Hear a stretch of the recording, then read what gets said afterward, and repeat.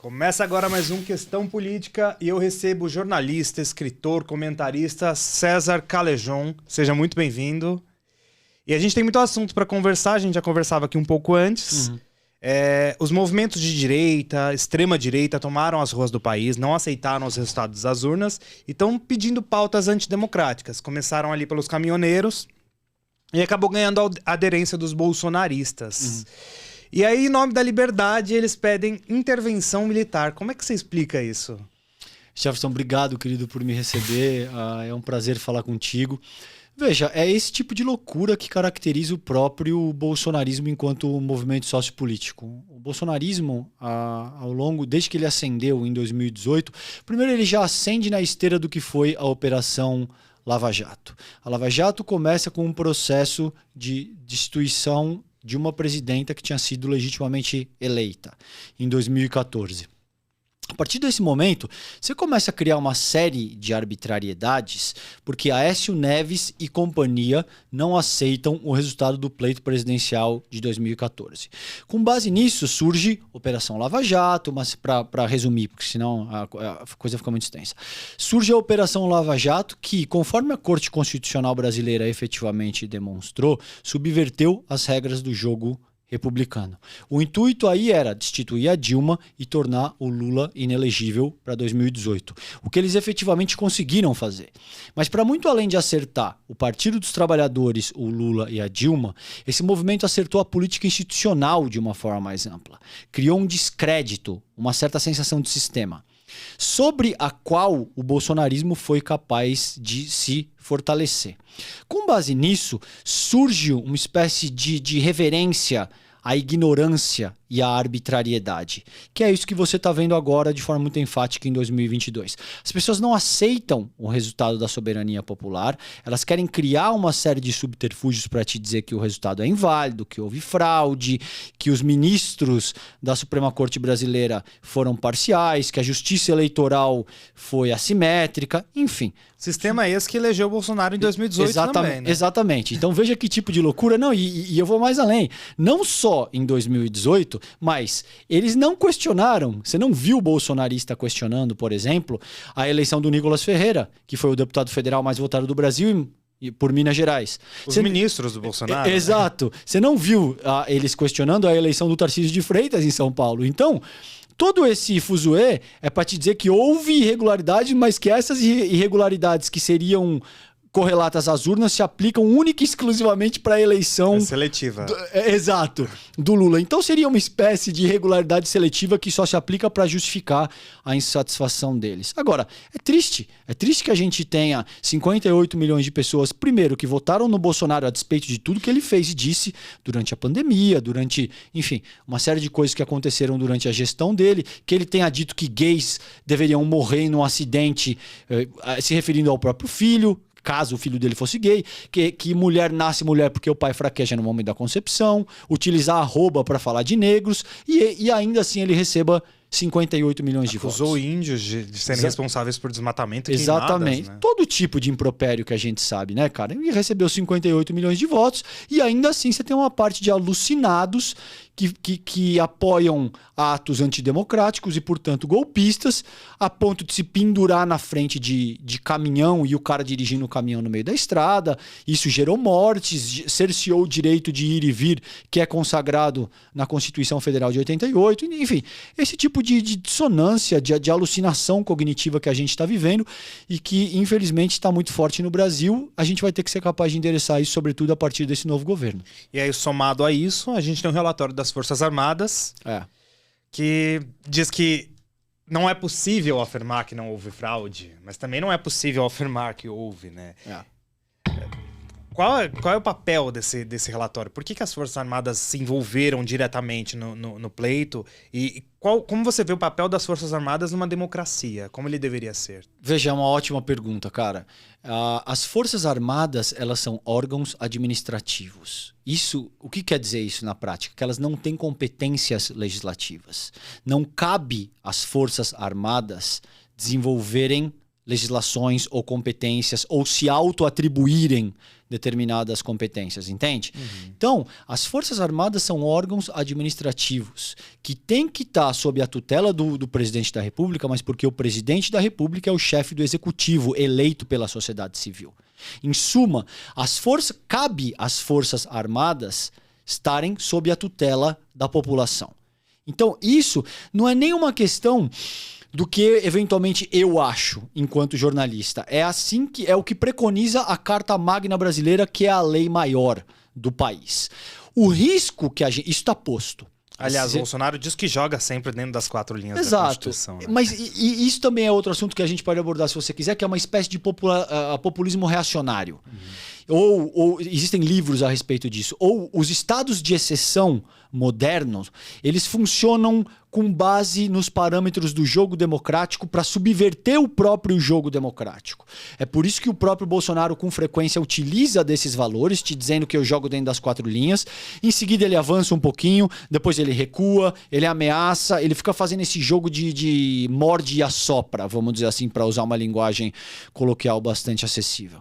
Então, no que diz respeito às Forças Armadas, existe uma Constituição. Existe todo um parâmetro da lei maior brasileira que te diz, são órgãos administrativos que não têm competência legislativa e que precisam se portar da forma que essa lei de fato garante. O risco que a gente corre aí, cara, é que na medida em que você tem um Ministério da Defesa com esse senhor querendo se tornar avalista das eleições, querendo dizer, eu tenho aqui um documento que vai provar se as eleições foram legítimas ou não. Independentemente do que ele disse, a despeito dele ter dito que não encontrou fraude nenhuma, como você muito bem colocou, eles querem manter uma ponta de dúvida porque essa ponta de dúvida vai ao interesse do Jair Bolsonaro. Que é Mesmo inúmeros outros órgãos da sociedade civil tendo auditado as mesmas urnas e atestado que é... Exatamente. A OAB, a OEA... Essa gente está dizendo que a Organização dos Estados Americanos, pelo amor de Deus, é comunista. Mas ao ver deles, são todos comunistas. Entende? Que loucura é essa? Onde a gente foi parar no Brasil? Então, OAB é comunista, OEA é comunista, toda a comunidade internacional é comunista, a Justiça Eleitoral é comunista, enfim. A Rede Globo é comunista. Globo, exato. Todo mundo é absolutamente comunista. Todo mundo que não esteja absurdamente alinhado com o projeto teocrático, miliciano, do bolsonarismo, a essa altura vai ser taxado de comunista. Porque é um signo, Jefferson, muito fácil.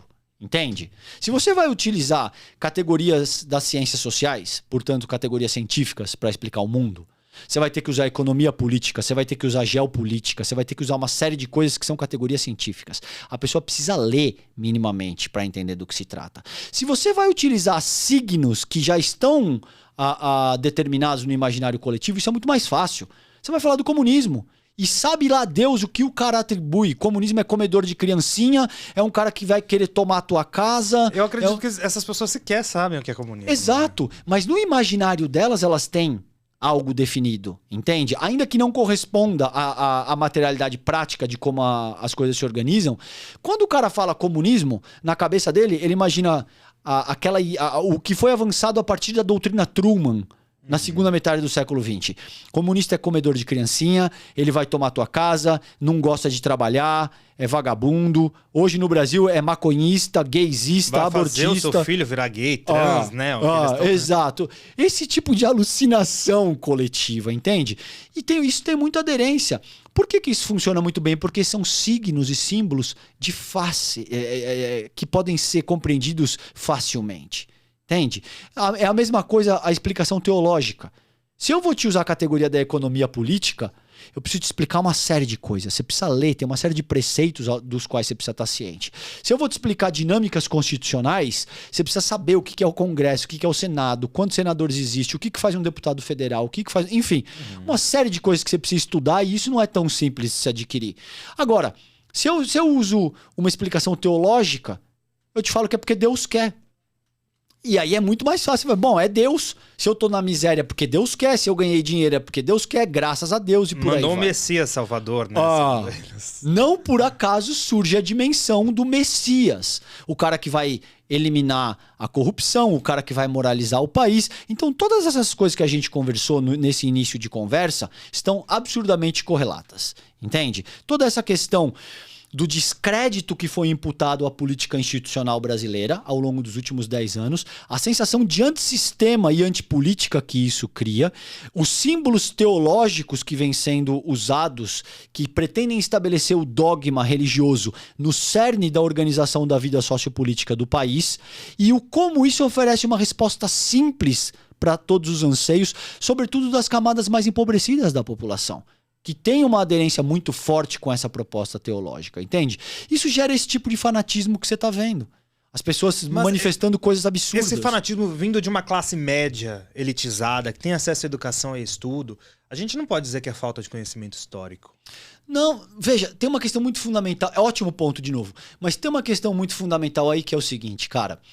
A educação formal, acadêmica, ela não necessariamente significa pensamento crítico. É verdade que sem a educação formal e acadêmica é ainda mais difícil desenvolver pensamento crítico. Agora, não necessariamente títulos acadêmicos ou estudar em boas escolas ou saber falar idiomas se converte automaticamente em pensamento crítico, entende?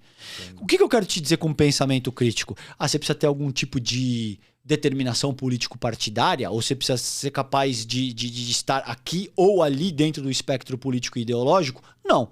Pensamento crítico, vamos aplicar no contexto aqui do podcast. Se você tem pensamento crítico, você entende qual é a tua posição dentro desse contexto, sim, você entende como o contexto maior funciona, você entende como é que funciona o operador de som, a câmera, o microfone. Isso é ter pensamento crítico. É entender o funcionamento de uma determinada dinâmica e qual é a tua posição dentro dessa dinâmica. O sistema como um todo, né? Exato. No caso da sociedade. Uma ampla parcela da classe média não tem isso, cara. Ainda que tenha nível universitário, nível superior, fale 2 ou 3 idiomas, as pessoas passaram boa parte das suas infâncias, sobretudo se você cresceu na década de 80, 90, se era criança. Nasci em 92. Você é um pouco mais novo, você é 13 anos mais novo que eu. Mas, então você já nasceu num contexto de internet. Já nasci. Fui alfabetizado com entende? Existia uma multiplicidade de veículos, que se você não gosta do que você está assistindo, você vai na internet, procura outro canal, você posta conteúdo. Quando eu era criança, você tinha fundamentalmente a televisão, tá? O que isso faz para as pessoas que têm mais do que 40 anos, e aí se aplica a boa parte da classe média, e eu estou endereçando esse ponto porque você falou, bom, a classe média tem algum nível de cultura, de estudo, por que em tese não consegue desenvolver essa visão crítica, histórica e cultural de como é que a sociedade se organiza? Porque boa parte dessas pessoas cresceu assistindo um veículo hegemônico unidimensional que avançava uma perspectiva eurocentrista, que passava Top Gun, Exterminador do Futuro, De Volta para o Futuro, toda a produção cultural americana, no qual quem tem que mandar no mundo são homens brancos e heterossexuais. Entende? E que, além de tudo, organiza a tua compreensão de mundo de uma forma muito concreta. Se você falou que você quer entrevistar um psiquiatra, né? Pretendo para entender, né? Você pergunta isso para ele, tem uma diferença fundamental, só para resumir minha fala nesse ponto. Existe, Jefferson, o que os psiquiatras, os psicólogos chamam de pensamento concreto e pensamento abstrato generalizador. Eu vou te dar um exemplo. Através do pensamento concreto, uma pessoa... Eu vou dramatizar para efeito de compreensão. Uma pessoa pode pensar que uma bicicleta e um Porsche são a mesma coisa, porque ambos têm rodas. O cara olha e fala, isso aqui tem roda, isso aqui também tem roda. Vamos dizer que é veículo de qualquer forma. Exato, né? Ótimo. Ambos são veículos, ambos, portanto, são a mesma coisa. A despeito de ambos possuírem rodas, existe um universo de diferença entre a bike e o Porsche. Entende? Esse é o pensamento concreto. Então você vê que hoje, quando você conversa com alguém, em linhas gerais, da classe média ou das classes menos favorecidas, o cara te diz, eu sei que o Bolsonaro fala coisas que não são legais, mas pelo menos ele não roubou. E entre o ladrão e o machista eu prefiro o machista. Cara, mas ninguém compra imóvel em dinheiro vivo no Brasil. O clã Bolsonaro compra 52 e tá tudo certo. Exato, mas você entende como esse tipo de pensamento concreto reduz o debate a preto e branco, certo e errado, bom e ruim? E a vida social não é assim. Ela é muito mais complexa do que isso. Acontece aí, para endereçar esse teu ponto agora, é que, a despeito de tudo que aponta contra o Bolsonaro, rachadinha, milícia, imóveis comprados em cash, etc e tal, não houve uma campanha da mídia hegemônica que esteve uníssona contra o Lula, dizendo que ele era o maior quadrilheiro do país, que ele conduzia um maior escândalo de corrupção da terra, etc e tal, mensalão, petrolão, papapá.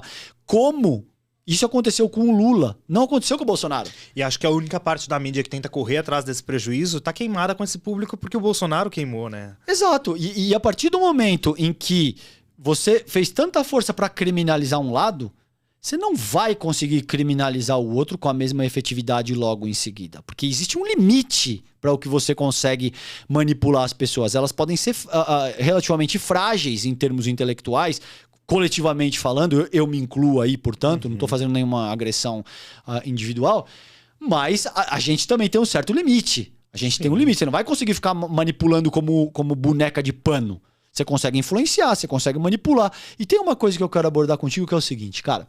Eu trabalho com... Já vou te adiantar aqui. Eu vou lançar um quarto livro no primeiro semestre de 2023, que chama Elitismo Histórico-Cultural, que vai sair pela editora Contracorrente no primeiro semestre do ano que vem. Obrigado. Eu te trago um de presente, querido, se você quiser. A gente faz uma outra dessa e eu te trago de presente. Claro, combinado. O elitismo histórico-cultural, de forma muito resumida, ele é uma força histórica e cultural que organiza os arranjos sociais com base em parâmetros elitistas. Esses parâmetros mudam de acordo com a época e de acordo com a cultura que você pretende estudar.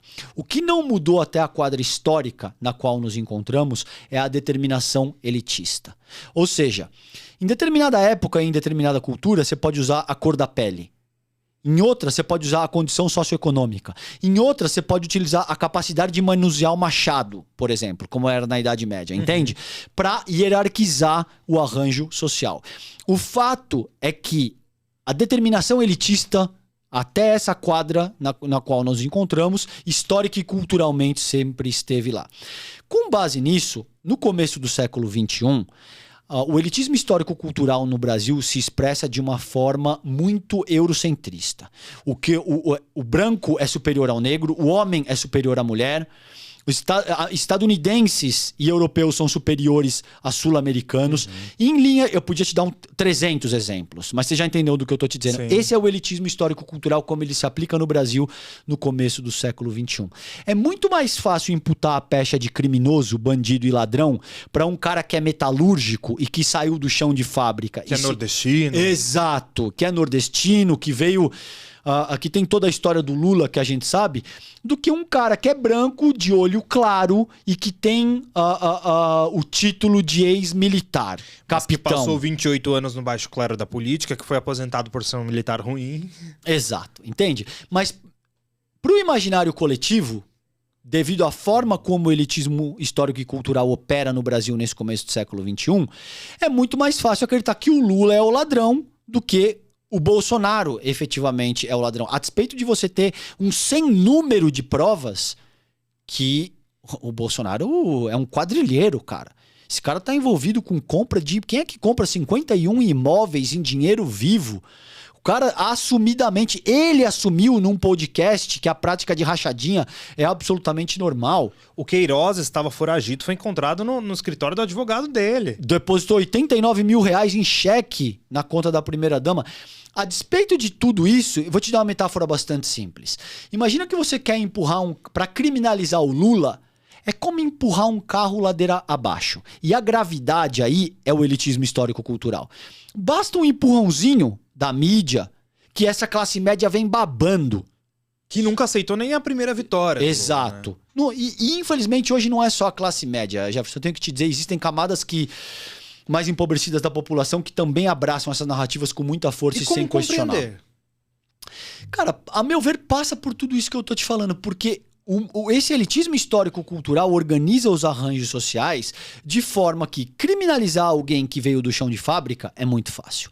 Criminalizar alguém que tem um título de capitão e é um homem heterossexual branco de olho azul é muito mais difícil. Ainda que incidam provas contundentes contra essa pessoa, como rachadinha, como associação com milícia, todo tipo de coisa. Mas no imaginário das pessoas, do brasileiro médio, não, isso aí não deve ser verdade, não pode ser assim. Mas e o que diz respeito ao Lula? O Lula, sim. O Lula é bandido, cachaceiro, porque ele veio do Exatamente. do chão de fábrica. Até uns vídeos circulam na internet de pessoas que perguntam nas ruas para bolsonaristas crimes que foram cometidos pela família Bolsonaro, mas perguntam como se fossem os filhos do Lula, e essas pessoas condenam. Quando se revela que os filhos do Bolsonaro que fizeram... Ótimo. Essas pessoas passam um pano, relevam e dizem, não, onde você viu isso? Tá enganado. É exatamente. O que você está dizendo aí é a comprovação empírica, prática, daquilo que eu tô teorizando nesse meu livro e que eu tô te adiantando aqui, entende? Isso se materializa dessa forma porque toda a constituição social se dá ao redor desse elitismo histórico e cultural e como ele se apresenta no Brasil no começo do século XXI. Então, a tua pergunta foi, como é que a gente pode endereçar isso? No curto prazo, é muito difícil. Entende? Porque a partir do momento que as pessoas se educam através desse tipo de mentalidade e perspectiva, é muito difícil mudar isso. Você não vai mudar eu não diria que você não vai mudar, mas é extremamente difícil mudar a cabeça, por exemplo, do cara que é homofóbico. Do cara que faz piadinha, entre aspas, que não é piadinha, é crime, mas do cara que faz que se articula dessa forma contra gays, do cara que é misógino. Entendeu? O tiozão do pavê, o típico Bolsonaro, que tipo, você faz a piadinha aí de que quer dizer que você tá dando butico. Tá entendendo? Esse tipo de coisa cretina que a gente vê com muita frequência. Que o presidente pratica. Exato. Dia sim, dia, e por dia isso ele também. tem tanta aderência. Ele nunca escondeu isso, ele fez isso de forma reiterada. E o Bolsonaro, por isso que eu tava te dizendo antes da gente entrar no ar, que sob o bolsonarismo, a ignorância passou a ser celebrada como virtude. E ele foi capaz de capitalizar politicamente, cara. Veja que a despeito de tudo que ele disse, de todas as agressões, de toda a violência, esse cara recebeu 58 milhões de votos. E essas pessoas não foram enganadas. Não é gente que tá te dizendo, nossa, eu votei no Bolsonaro, mas cara, me arrependi profundamente porque o cara é um escroto, ele é um verme, ele não vale nada. Essas pessoas sabem quem elas votaram. Pessoas, eu até fico surpreso, até por isso quero conversar também com uma psiquiatra, porque para essas pessoas tudo bem tudo que ele fala, tudo bem não comprar vacina e pessoas morrerem numa pandemia. Tipo, não tá tudo bem. Não tá tudo bem. A gente tá profundamente doente e juntando essas duas coisas que você propõe, que são absolutamente pertinentes a meu ver, a gente precisa pensar um processo de emancipação popular de longuíssimo prazo. 50, 70, 100 anos, quiçá. Entende? Para 2, 3, 4 gerações. Por quê? Enquanto a gente tiver a Rede Globo sendo o principal veículo de informação, novelas, esse tipo de banalidade surgindo via internet, com youtuber que acha que ser bacana é fumar maconha, tomando cerveja, trocando ideia no podcast. Aliás, basta ser youtuber que tá eleito, né? Exato, entende? E assim, César, mas você tem alguma coisa contra a maconha? Nada. Absolutamente nada. Tem um monte de amigo maconheiro. Não tenho a menor vergonha de dizer isso. Entende? Só a favor da legalização da maconha. Digo isso da forma totalmente aberta. Agora, daí a você acreditar que você tá prestando um serviço bacana porque você fala palavrão, toma cerveja e fuma maconha no ar, a ideia não é essa. Veja que, por exemplo, você se prepara, você lê, você traz um conteúdo, você faz propostas interessantes. É daí que eu acho que cabe até uma crítica. Nós somos jornalistas, né? Exato, cara. Agora, se você vai se propor a atuar enquanto comunicador, ainda que você não seja jornalista, você tem que ter um mínimo de propriedade. Não dá pra ficar bem louco, fumando e achando que falar palavrão é que é legal, porque porra, não sei o quê. Isso acontece hoje. Eu tô te falando especificamente. Posso falar o nome ou Pode te complica? falar, não tem um problema. Eu tô te falando especificamente de figuras como o Monark, por exemplo. Que ontem, entende? inclusive, teve mais uma vez o canal Suspense por falar. Aliás, o Monark Exato. fez o Mamãe Falei para ser sensato. Exato, entende? E ótima outra colocação. Por que figuras como Arthur Duval, Monark, Adrilles Jorge, essa gente acende? Porque a partir do momento em que surge o bolsonarismo, você dá margem para toda uma ódio à ignorância, à superficialidade. Então passa a ser bonito. Parece que é sinônimo de legitimidade. Liberdade de expressão vale pra tudo, E de né? sinceridade. Eu discuti isso na Jovem Pan com muita ênfase, com o Marco Antônio, por exemplo, que é um bolsonarista de primeira hora. E esse é um dos cernes da discussão. Ah, mas por que a liberdade de expressão nunca pode ser comprometida e você é a favor da censura? Eu falei, não. Enquanto comunicador, eu sou absolutamente contra qualquer tipo de censura. A gente lutou durante todo o regime militar para evitar censura. Agora, eu também sou a favor do regime republicano. Existem regras. Você não pode pegar teu carro e falar que você é a favor da liberdade de expressão e você quer se expressar passando por cima dos outros na faixa de pedestre, atropelando os outros no sinal quando o sinal tá vermelho para você. Isso não é liberdade de expressão. Você não tem essa prerrogativa. Eu não tenho a prerrogativa de chegar aqui e te agredir e falar o que eu quiser e inventar mentiras a respeito do Jefferson dizendo que não, mas essa é a minha opinião. Eu acho. Com base em que dado? Com base em quê? Não, você não tem existe. essa prerrogativa. Você tá incorrendo num crime. E se você incorre num crime, é óbvio que você tem que arcar com as consequências, que o direito... Qual que é a função do direito, Jefferson? Pacificar a sociedade. Se você não tem o direito, você não tem um Estado de direito. É por isso que chama Estado de Direito. É porque você tem direitos e deveres. Você não pode se articular da forma como você bem entende e alegar liberdade de expressão. Você tem o artigo 147 do Código Penal, por exemplo, que te diz que... Só para te dar um exemplo... Uhum. O que quer que constitua grave ameaça verbal, se eu chego aqui e falo eu vou te matar e não diga e não efetivamente faça nada além de proferir essas palavras, eu já estou incorrendo num crime. Sim. Isso caracteriza uma grave ameaça. É um crime, de acordo com o artigo 147. Se eu não me engano, isso pode dar de 3 a 6 meses de cadeia. O simples fato de você proferir essas palavras. Entende? Então é óbvio que a gente está num momento que isso está muito em voga. Por quê? Porque o bolsonarismo se acostumou a se articular de forma irrestrita, fazendo uma referência à ignorância, à violência, ao machismo, à misoginia. Tudo isso constitui o elitismo histórico-cultural, que é essa categoria com a qual eu trabalho e eu acabei de te dizer. Infelizmente, a despeito de terem sido expostas reiteradamente a esse tipo de comportamento, 58 milhões de pessoas endossaram isso através do voto. No segundo turno das eleições agora. Então isso te dá conta do tamanho do problema que a gente tem pela frente, entende? E tem 3 dimensões fundamentais, cara, esse problema, a meu ver. O nacionalismo cristão, que é a coisa mais séria que a gente tem para enfrentar nesse momento. Ah, mas César, então você é contra evangélicos? Em absoluto. Em absoluto. Eu sou contra o cerne do dogma religioso enquanto principal organizador da vida social. Isso não quer dizer evangélicos. Eu sou contra o dogma religioso católico, eu sou contra o dogma religioso de matriz africana. Cara, eu sou contra qualquer nessa tipo de influência democrática, na democracia, né? Exato. Não. Agora, o Estado é laico. Exatamente, esse é o ponto. Agora, é verdade que religiões de matriz afro nunca foram hegemônicas no Brasil a ponto de determinar a organização da vida sociopolítica. Nem tem direito a essa mesma representação. Entendeu? O catolicismo foi. Os evangélicos estão se tornando.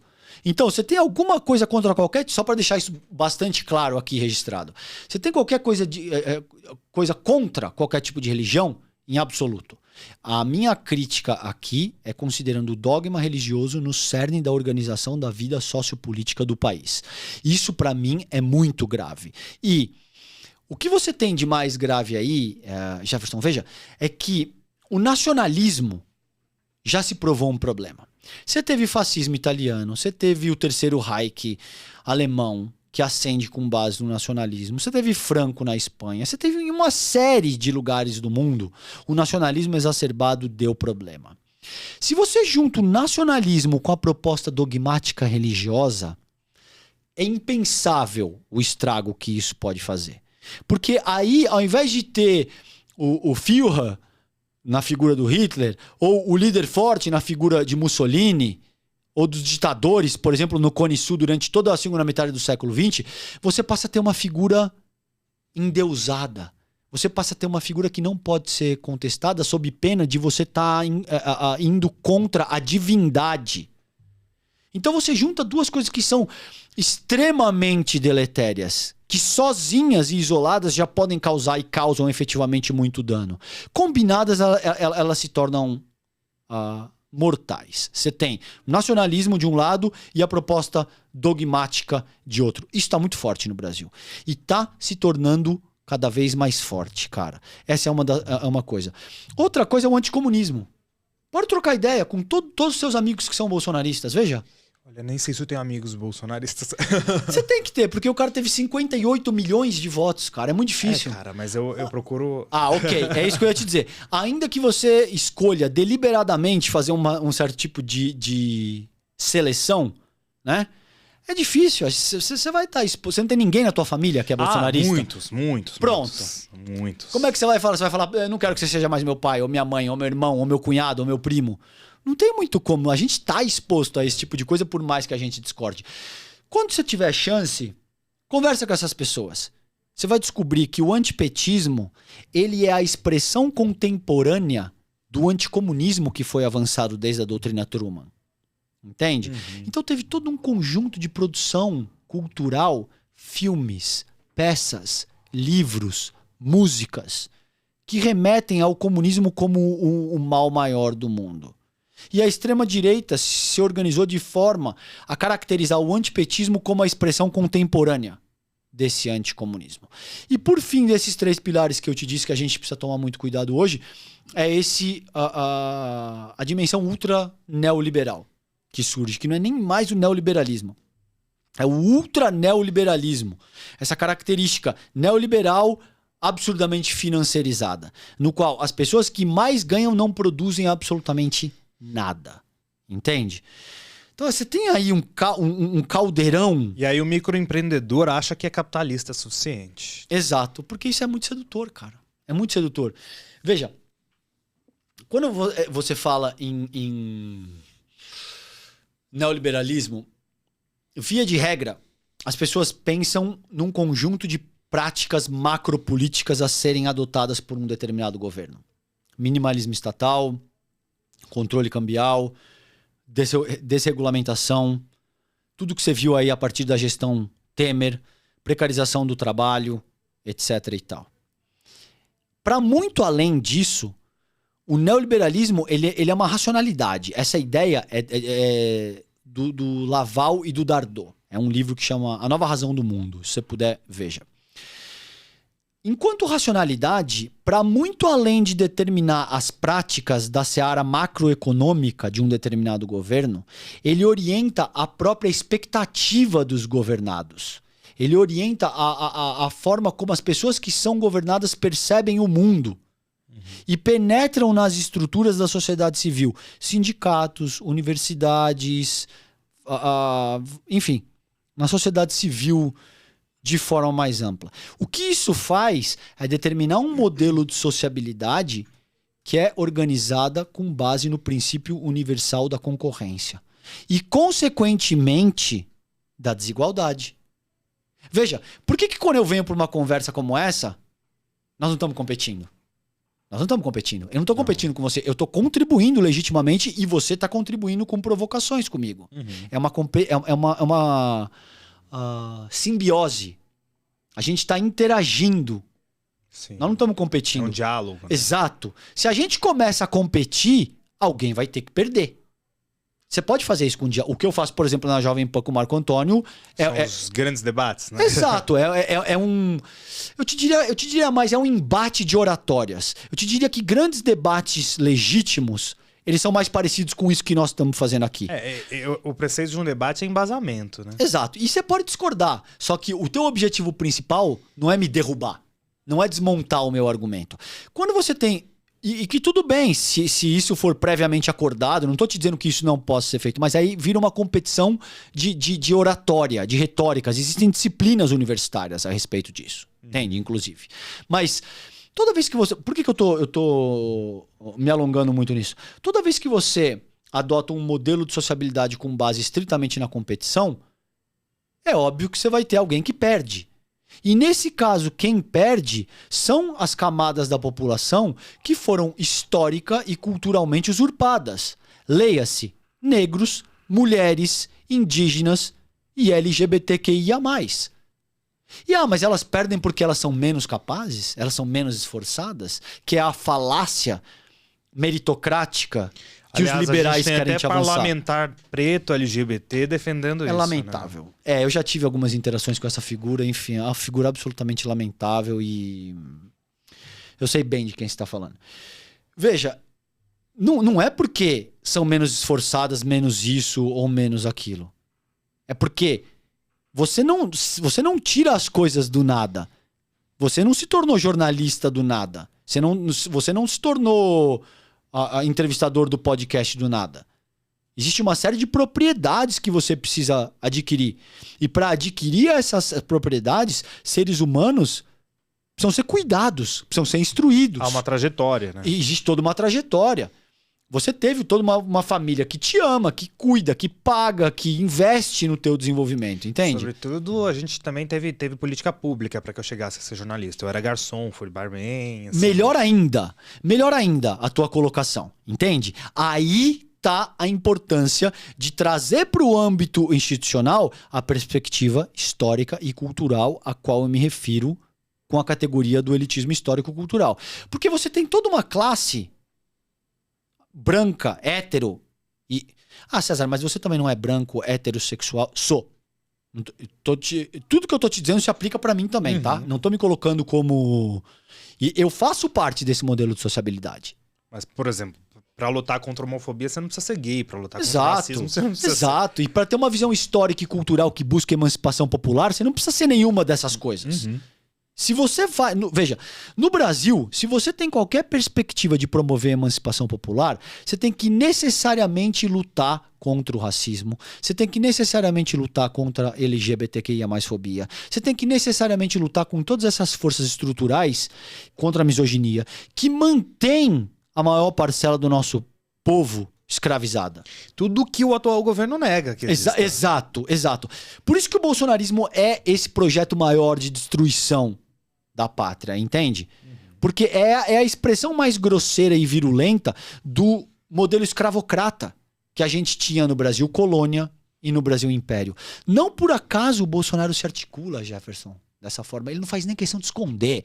Ele não é aquele racista médio da classe média que não quer o filho casado com uma preta, mas que fala que eu até tenho amigos pretos. Ou eu até tenho amigos gays. Ele não é esse cara. Ele é o cara abertamente fascista. Ele disse pra Preta Gil: meus filhos não namorariam uma mulher negra porque eles tiveram educação de qualidade, eles não frequentaram um ambiente que infelizmente foi o teu. Diz que a filha, a mulher, é uma fraquejada, né? Fruto de uma fraquejada. Exato. Ele nem esconde nada disso. Então ele é abertamente fascista no que diz respeito a autoritarismo, segregação de minorias parlamentares, tá? Porque efetivamente mulheres e negros, pelo menos... direitos, né? Exato. Portanto, parlamentar. Porque mulheres e negros são seguramente a maior parte... Você tem 52% do eleitorado nacional são mulheres e 56% de toda a população brasileira se autodeclara negra. Então, não são minorias. São minorias parlamentares e no que diz respeito ao exercício dos seus direitos fundamentais, como você muito bem colocou. O Bolsonaro, ele não faz nem questão de esconder, cara. Isso é que é assustador e que mais me dói. Entende? Você teve 58 milhões de pessoas que depois de tudo que foi feito, dito, 700 mil vidas perdidas, para um cretino desse que te dizia que vacina da AIDS vai virar jacaré. Esse tipo de coisa absurdamente... É surreal. Se você pegar qualquer líder de ultradireita e disser que o cara disse isso, ele fala, não. Não, aí não. Cara, inclusive minha avó faleceu de Covid no momento que a gente já tinha vacina no mundo. Meus pêsames, cara. E o Bolsonaro, inclusive, imitava a gente sufocando. Minha avó faleceu sufocada em casa. Minha tia, meus tios, inclusive, votaram nele. Não dá pra entender muita coisa aí. Veja. Porque isso passa... Para entender isso com mais propriedade, a gente precisa olhar para toda a constituição histórica e cultural dos teus tios, por exemplo. Você precisa entender quem é que foi o pai deles, quem é que foi a mãe, qual que era o contexto da época no qual eles estavam imersos. Olhando por esse lado, facilmente dá para entender. Entendeu? Exato. Então, tem toda uma dimensão aí que é crucial, que, a meu ver, a gente precisa começar desse ponto. Assumindo que o desenvolvimento humano é histórico e cultural. Ninguém é fascista por natureza. Ninguém é nada por natureza. Entende o que eu tô te dizendo? O teu desenvolvimento, ou seja, a forma como você se constitui, ela é histórica e cultural. Com base nisso, você passa a ganhar propriedade para entender, mas por que fulano tem aderência a esse tipo de coisa? Pô, o cara é gay, o cara é negro. Como é que você pode ter mulheres que votam no Bolsonaro com essa história da fraquejada? Se você investigar o entorno dessas pessoas, ou seja, o desenvolvimento histórico e cultural delas, isso começa a fazer sentido. Você vai ver que, via de regra, no ambiente teve uma figura que incutiu esse tipo de ideia, ou uma determinada escola, ou algum ambiente, em algum ambiente isso vai estar presente. Que eles não estão abertos a essa desconstrução, né? Cara, é muito difícil isso, porque uma vez que esses mecanismos se estabelecem, eles viram verdade pra você. Verdade absoluta nesse caso. Exato. Sobretudo porque são dimensões dogmáticas, Jefferson. Não é algo que possa ser facilmente desconstruído como mudar de opinião com relação a um restaurante. Ou a algo que seja mais banal, entende? Para fazer isso, você, por exemplo, no teu caso, existe todo um conjunto e set de valores aos quais você se submete e que organizam a tua vida. Você imagina que isso é assim pro Jefferson, mas é assim pro maior bolsonarista também. Isso funciona assim para todo mundo. Para ser capaz de compreender isso, você precisa ser capaz de desconstruir todas as bases, todos os alicerces sobre os quais a tua vida está constituída. Você teria que ser capaz de lançar um olhar totalmente novo sobre a tua própria pessoa. Isso é extremamente difícil de se fazer. Ou você vai ter alguém que é capaz de conduzir um processo de esclarecimento com você com muita paciência, com muito amor, deixando você falar e não querendo te enfiar as coisas. Esse cara é um fascista, filha da... Entende? Isso não vai funcionar assim. Porque você imagina que para fazer isso, você precisa ir tocando devagarinho. Você precisa ir abrindo. Não adianta você chegar à força, porque a metáfora aqui é o tatu-bola. Você entende o que eu tô te dizendo? Ele vai caminhando. Você tem que, de alguma forma, tentar esclarecer para que ele não se feche na bolinha dele. Se você age de forma muito agressiva, ele se fecha na bola. E acabou. Falam até que você precisa gerar empatia, né? Exato. Mas é exatamente isso que eu tô te dizendo. O principal processo começa por gerar empatia. E veja o quanto desafiador isso é. Como é que você vai gerar empatia por um cara que tá te dizendo que votou numa figura tão nefasta e execrável quanto o Jair Bolsonaro? Como é que você vai dizer, eu entendo, vamos escutar a tua história, mas você não acha, não te parece isso? Quando esse cara tá te dizendo efetivamente que ele apoia alguém que diz que gays deveriam morrer. E pior que você mostra vídeo e a pessoa fala que é mentira, né? Entende? Porque é tão doloroso que ele não pode aceitar a realidade como é. E por outro lado, ele também se vê confrontado com a impossibilidade de poder mudar as estruturas fundamentais que o constituem. Isso vem sendo estabelecido desde que ele nasceu. Ele não vai mudar em 2, 3 anos. Não. Muito provavelmente, depois de consolidada essas estruturas, ele talvez não consiga mudar mais pro resto da vida. Isso é extremamente... É como cimento, Jefferson. Enquanto tá mole nos anos iniciais do teu desenvolvimento, até 7, 8, 10, 11, 12, 13 anos, isso é um pouco mais fácil. Depois que essas estruturas se consolidam, vai ficando cada vez mais difícil. Depois dos 25, 30 anos, está plenamente consolidado. Pode ser mudado? Pode. Mas você vai ter que pegar a picareta, quebrar tudo. Muita força de vontade. E habilidade, e ternura, e amor. Ninguém faz isso com base em terapia de choque. Em pancada. Acorda, pô! Não vai acontecer assim. Isso não funciona assim. E precisa ser feito.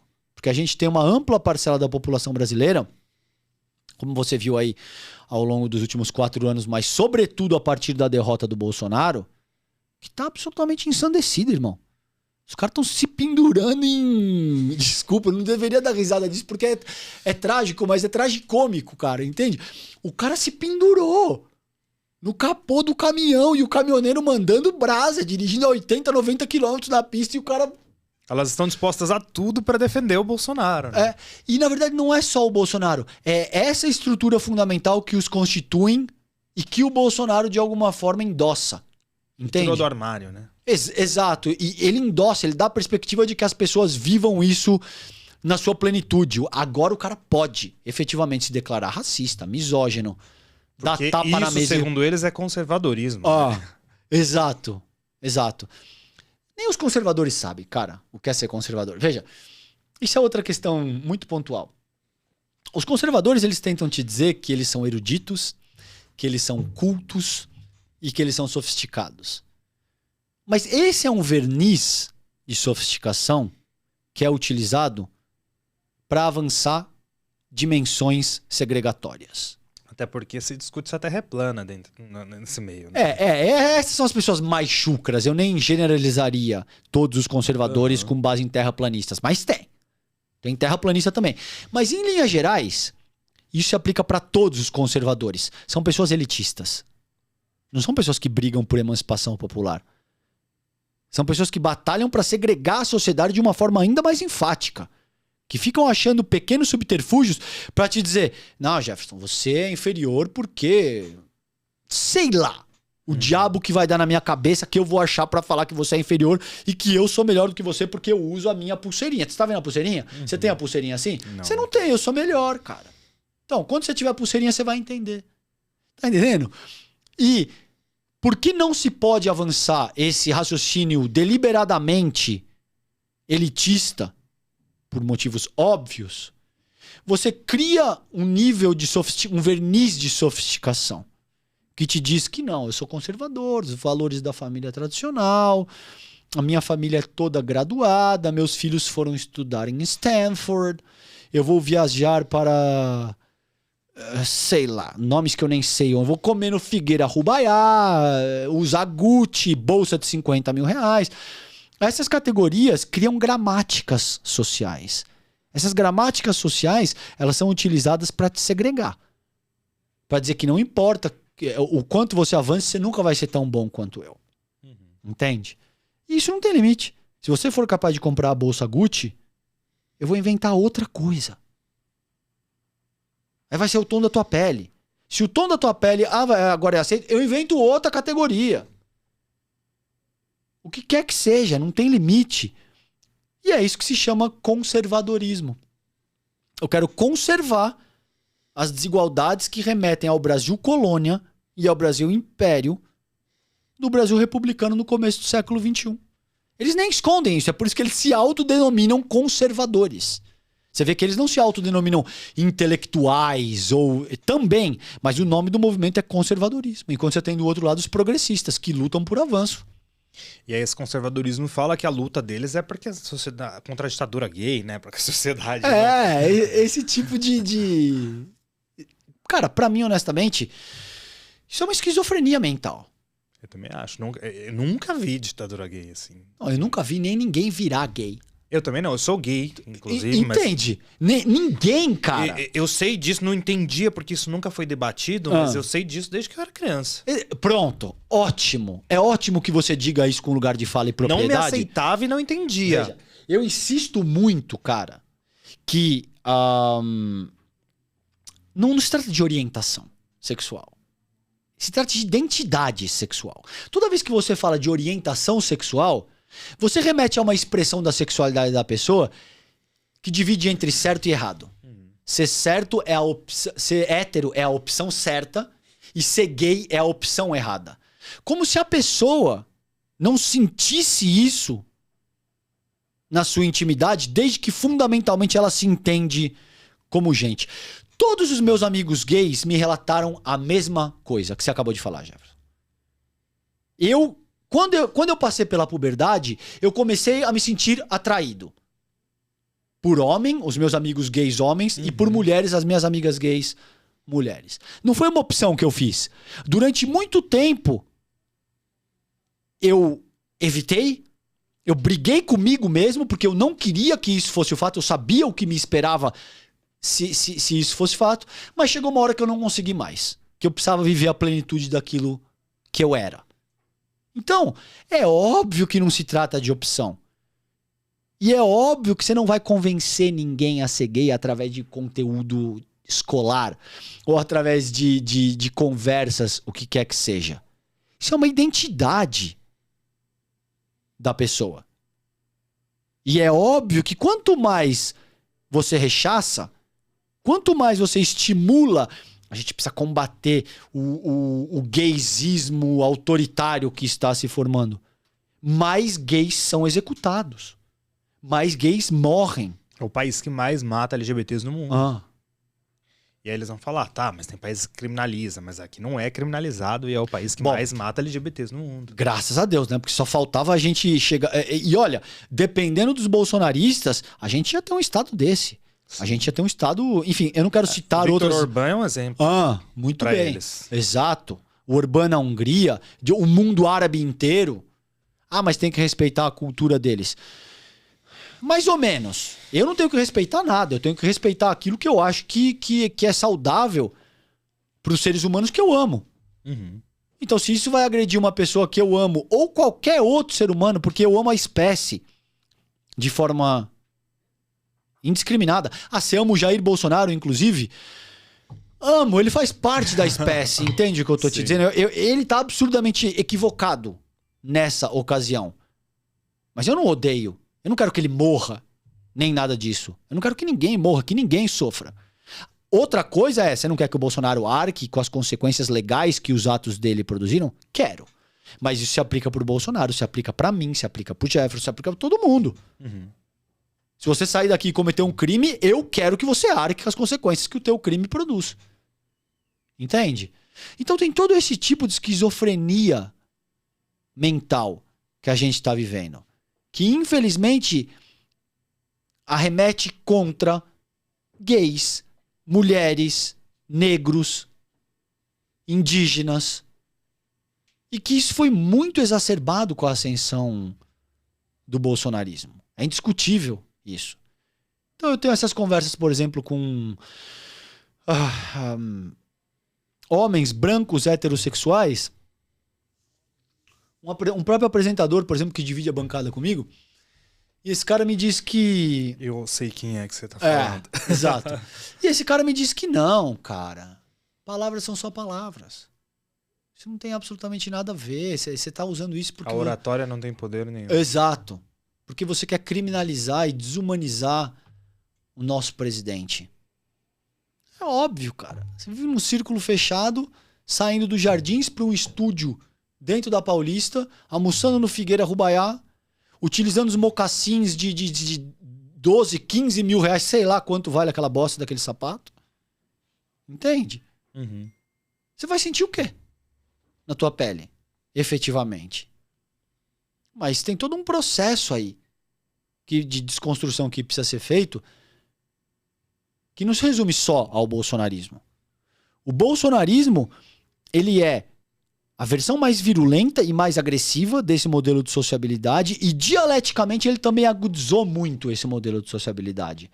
Mas o bolsonarismo não é responsável pelas dimensões homofóbicas, misóginas, machistas, elitistas que a gente tem na nossa sociedade.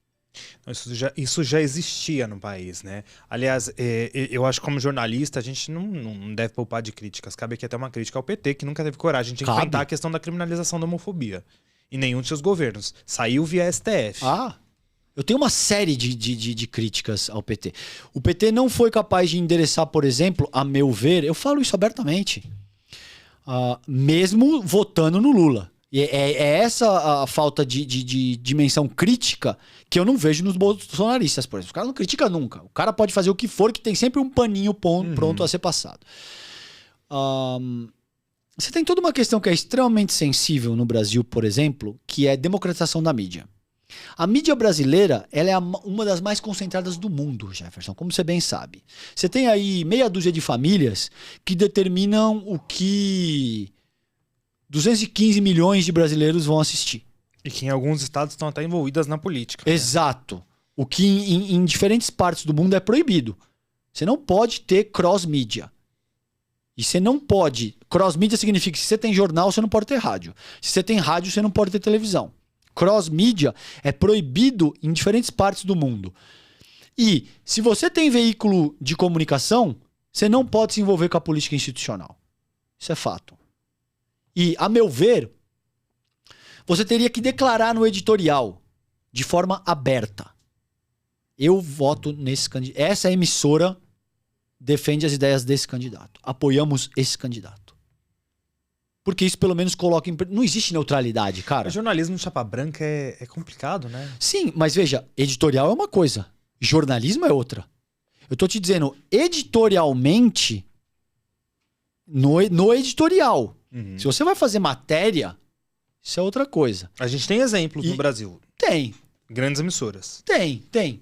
E, a meu ver, cara, isso é o futuro da comunicação, não existe neutralidade. Quando a gente diz, por exemplo, me atendo ao ponto que você está colocando que é interessantíssimo, chapa branca é complicado. É complicado. Mas o pior é ser chapa branca vendendo a ilusão de neutralidade. Você entende o que eu tô te dizendo? Conheço a emissora que faz. Basicamente todas as grandes mídias hegemônicas. Eles te vendem uma pseudo-neutralidade, eles tentam te dizer que não, nós não temos interesses, nós temos valores. Esse é até um mote de um grande jornal aí. Entende? E somos uma mídia neutra. Como assim? Como se você tivesse apartado da vida sociopolítica do país, como se aqueles valores não te influenciassem, como se você não tivesse nenhum tipo de interesse sociopolítico, socioeconômico, de todas as ordens, e, portanto, você tivesse apto a emitir opinião de forma absolutamente isenta. Ora, isso não existe, cara. Ninguém é isento. Não. Você é um ser humano, você se deixa influenciar, você... Até pelos seus próprios interesses. Exato, entende? Então é muito mais honesto, a meu ver, isso não quer dizer ser chapa branca, que eu, por exemplo, enquanto jornalista, eu tô me posicionando, eu votei no Lula. Eu defendo a candidatura do Lula, sobretudo contra o Bolsonaro. Mas eu sempre votei no Lula, a minha vida inteira. Isso quer dizer que eu vou produzir matérias que só defendam o Lula? Não. Você acabou de me perguntar, eu te dei uma crítica enfática. Foi muito condescendente com o capital financeiro. Foi muito condescendente com veículos hegemônicos de comunicação.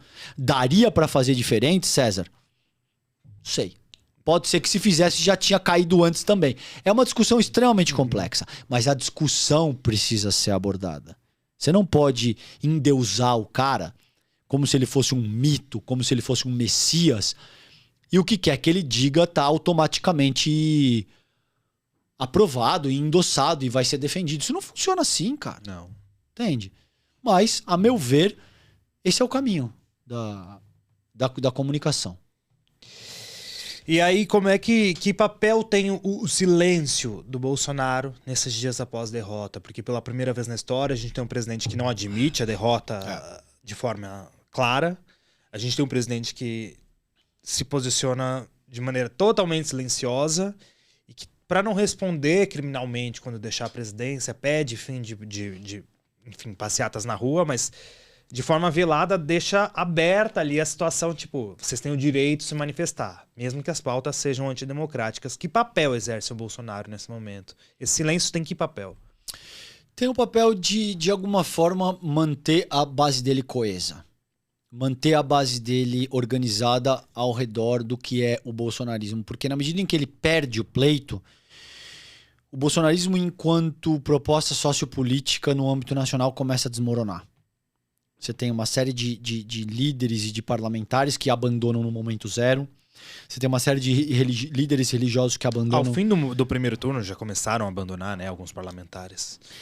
Mas isso se materializa de forma muito mais enfática quando ele perde efetivamente a eleição. Porque agora acabou.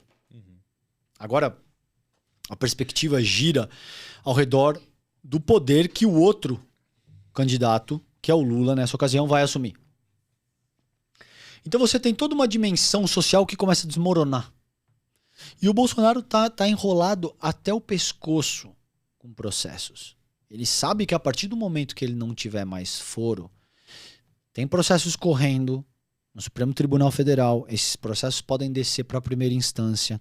Existem processos de ordem criminal, de ordem eleitoral, em diferentes instâncias.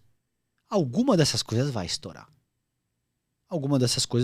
Até por isso já se articula um projeto de lei pro cargo de senador vitalício. Exatamente. Isso foi cogitado, né? No sentido de dar algum tipo de imunidade parlamentar perpétua, o que seria uma tragédia, porque isso é um estímulo ao desenvolvimento de futuros déspotas. Você vai ter o cara que é um ditador, meu irmão. Se o cara pode fazer o que for, que ele vai estar protegido pela égide de um manto de foro privilegiado, é óbvio que eu posso conduzir o meu governo de forma absolutamente arbitrária.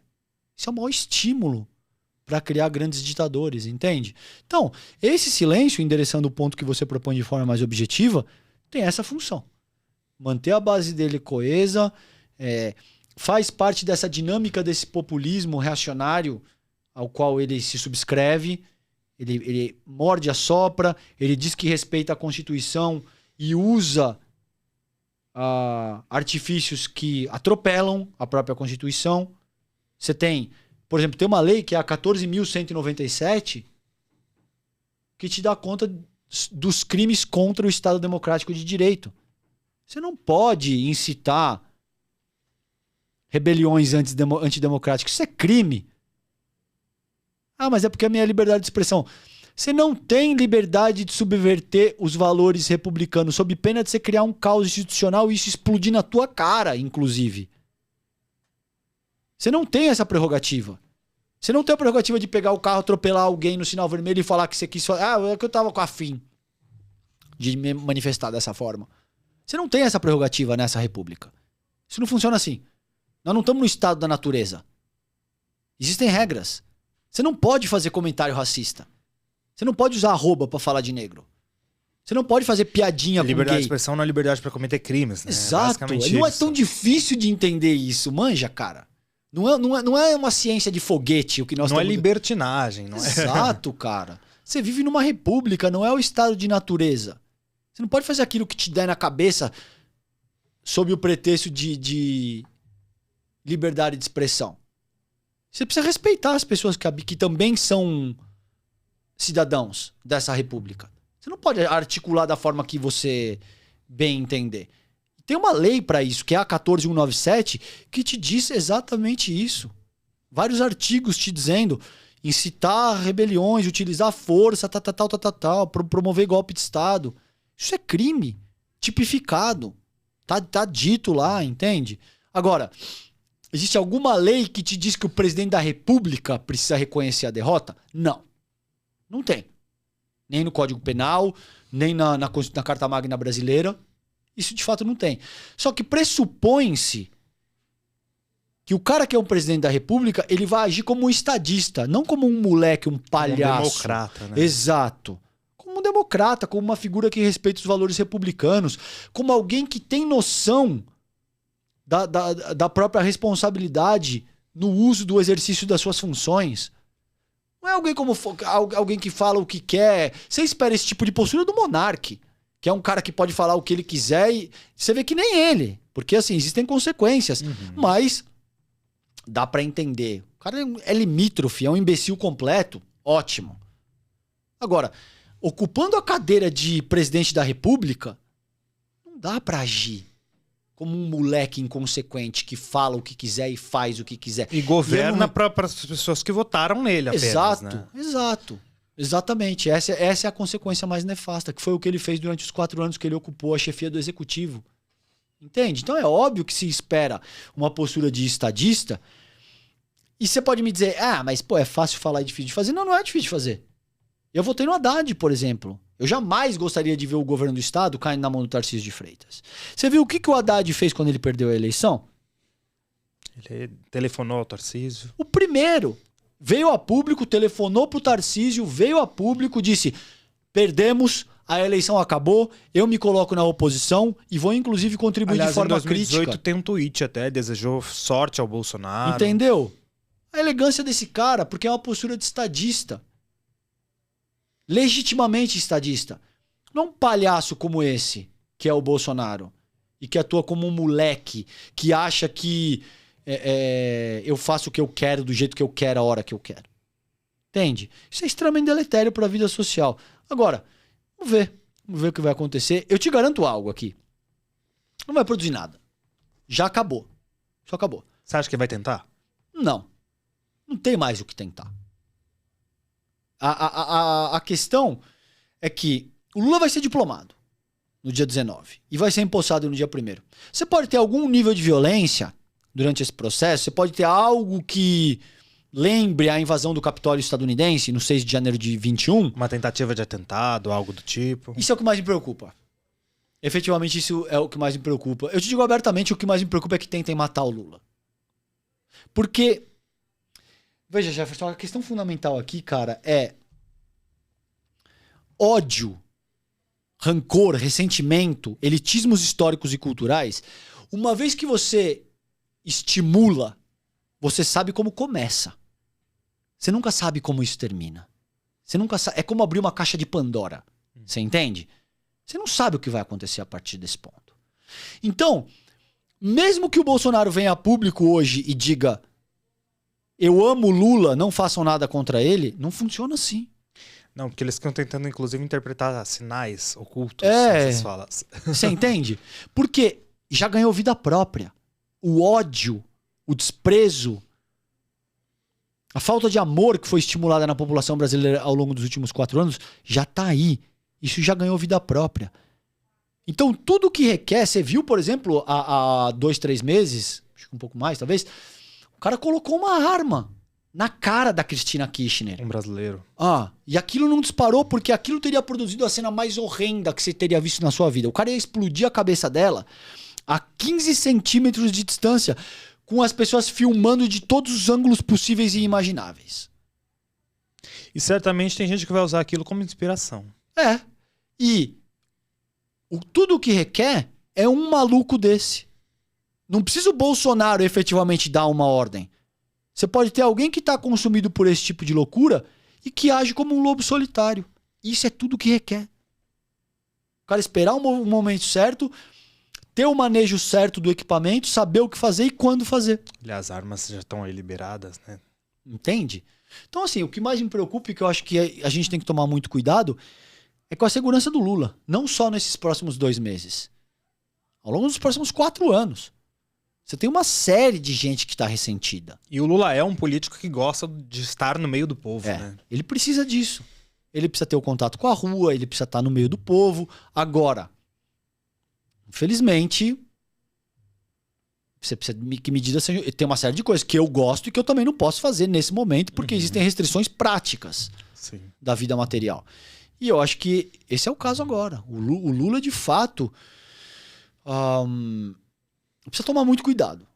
Toda a campanha do Lula. Você viu antes de ontem agressões sendo feitas a Gleisi Hoffmann, ao Lindenberg Farias, parlamentares do PT. Há muitos jornalistas há muito tempo, né? Vera Magalhães, Amanda Klein. Que diga-se de passagem, a Vera, por exemplo, estimulou isso, tá? A Vera Magalhães foi uma pessoa que estimulou o golpismo, que estimulou o ódio. Então, o problema aqui... mas você tem alguma coisa contra ela? Nem a conheço, pessoalmente. Mas vale aquilo que eu te disse anteriormente. ódio, discriminação, racismo, misoginia, homofobia, você sabe como começa. Você não sabe para onde isso evolui. E o que pode acontecer em seguida. Você está destilando ódio. É por isso que o nosso papel precisa ser exercido com muita responsabilidade. Exatamente. E como é que você vê o papel do Alexandre de Moraes nesse processo? Tem sido também muito criticado pela extrema-direita. Cara, tem uma série de coisas aí. Eu também acho que a gente tem que tomar um pouco de cuidado para não endeusar ninguém. Eu acho que o Moraes teve um papel importante. Eu acho que ele agiu de forma corajosa.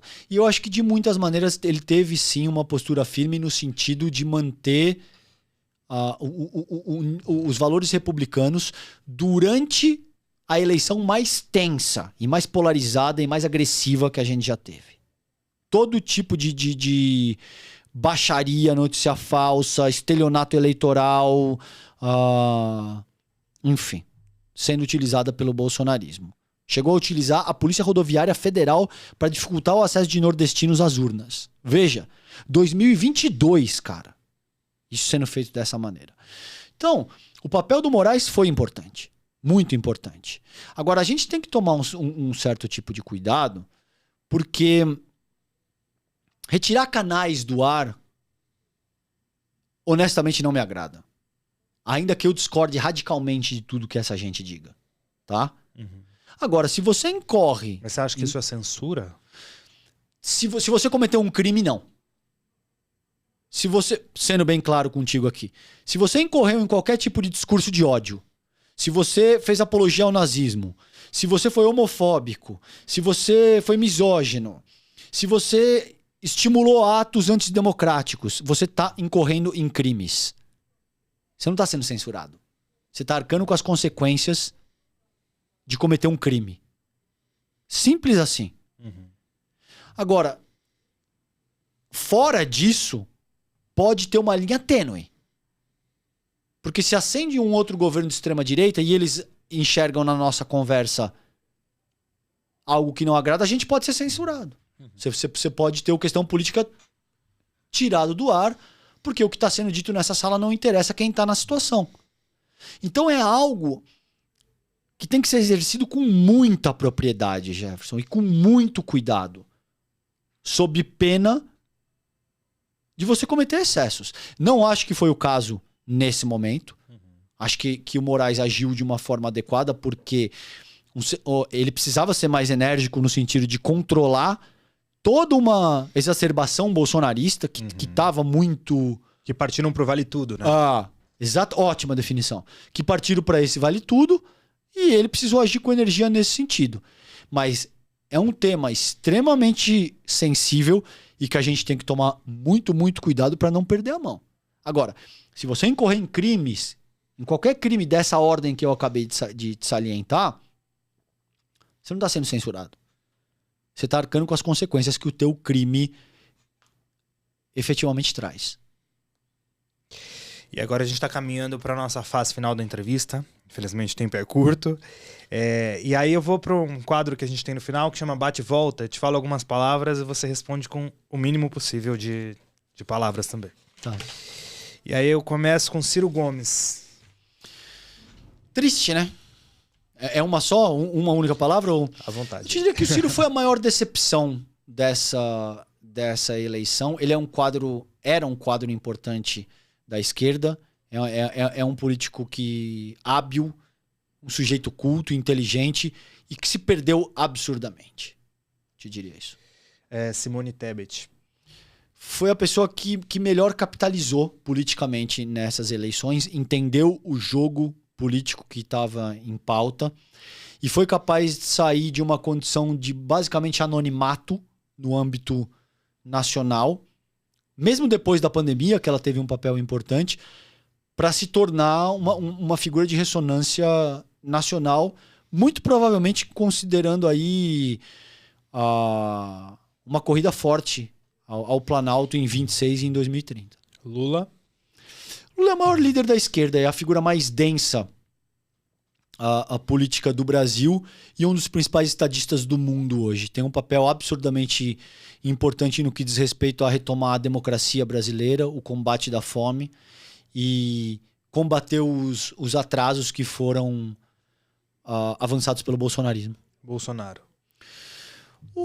Cara, o Bolsonaro é a figura mais execrável. É o presidente que, em toda a nossa história, vulgarizou a presidência da República. É uma figura que sintetiza esse modelo de sociabilidade que opera com base no elitismo histórico-cultural. O Bolsonaro é tudo de ruim, eu te diria isso. Sérgio Moro. Sérgio Moro é um oportunista. A produção intelectual dele é medíocre. A despeito de tentar se articular como alguém que é um erudito, muito culto, e usar ternos e fazer expressões intelectuais, etc. e tal. Uma figura patética, um oportunista que conseguiu um carguinho de senador para obter foro privilegiado. Nunca prestou um desserviço enorme ao Brasil. Forças Armadas. As Forças Armadas precisam ser, a meu ver, a gente precisa ter o papel constitucional dela repensado no Brasil. O Brasil não tem nenhum conflito armado. Bom, o bolsonarismo quase conseguiu produzir um com a Venezuela, mas exceto isso, há mais séculos. E não dá para ter alguém que quer sair da caserna para entrar na política institucional e efetivamente serve para pintar meio fio. Tribunal Superior Eleitoral. Cara, o TSE desenvolveu um papel importante, o papel que lhe cabe, que é garantir a vigência da justiça eleitoral. E, a meu ver, fez um trabalho importante na figura do Alexandre de Moraes. E aí, para encerrar, o jornalismo.